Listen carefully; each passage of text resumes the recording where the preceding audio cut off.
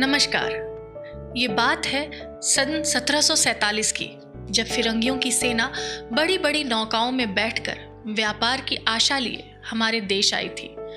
उन्होंने देखी एक समृद्ध भूमि, जहां खेतों में फसलें लहलहा रही थीं, जहां चिड़ियों की मधुर ध्वनि गूंज रही थी, जहां विविधता में एकता बसती थी। ये भूमि मसालों की महक से दमकती थी। हमारी रसोई सिर्फ रसोई नहीं, संस्कृति की हंसी ठिठोली थी। ये भारत भूमि सचमुच एक सोने की चिड़िया थी। तो भला ईर्ष्या क्यों ना होती। वो इतने चालाक थे कि व्यापार के नाम पर हमारे देश पर शासन की नींव रख दी। हमारी मिट्टी भी अब वक्त की मार सहने लगी। जो मेहमान बनकर आए थे वो हमारे स्वामी बन बैठे।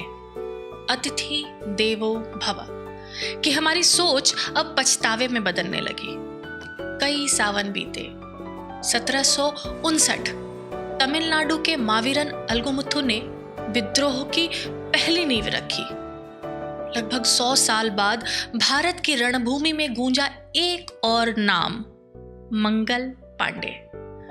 ये वही समय था जब भारत के कोने कोने से आजादी की चिंगारी सुलगने लगी थी। झांसी की रानी लक्ष्मीबाई से लेकर वीर कुंवर सिंह यानी युवा भारत से लेकर बूढ़े भारत तक हर दिल में अब आजादी की ज्वाला धधक रही थी। क्या पुरुष क्या महिलाएं, हर हृदय में थी रण की हुंकार। अब हर बालक मां की कोख से ही वीर बनकर जन्म लेने लगा। भगत सिंह, सुखदेव और राजगुरु आजादी के वो अनमोल रतन बने जिन्होंने रक्त से इनकलाब की इबारत लिखी। ये देश अपने अंदर गांधीवादी मार्ग और खूनी हस्ताक्षर दोनों समेटे चल रहा था। हर भारतवासी अपने लहू से आजादी की गाथा लिख रहा था। नेताजी सुभाष चंद्र बोस, सरदार उधम सिंह, खुदीराम बोस, कल्पना दत्त, V.O. चिदंबरम पिल्लई, तारकनाथ दास, मास्टर सूर्य सेन, ये वो नाम हैं जो हमेशा के लिए अमर हो गए। और आखिरकार 200 साल बाद 15 अगस्त 1947 वो सुबह आई जब भारत माँ ने एक बार फिर आजाद सांस ली। लेकिन कहानी यही खत्म नहीं होती। अब बारी थी आजाद भारत को संवारने की, नए सपनों को साकार करने की। वर्षों तक घायल हुआ भारत अपने जख्मों को सहलाता हुआ, लड़खड़ाता और संभलता हुआ निरंतर आगे बढ़ रहा था। कभी गृह युद्ध और इमरजेंसी की मार झेल रहा था, तो कभी पोखरण का सफल परमाणु परीक्षण कर गौरवान्वित हो रहा था। जब आर्थिक संकट झेला तो LPG यानी उदारीकरण, निजीकरण और वैश्वीकरण सुधार के तहत खुद को संभाला।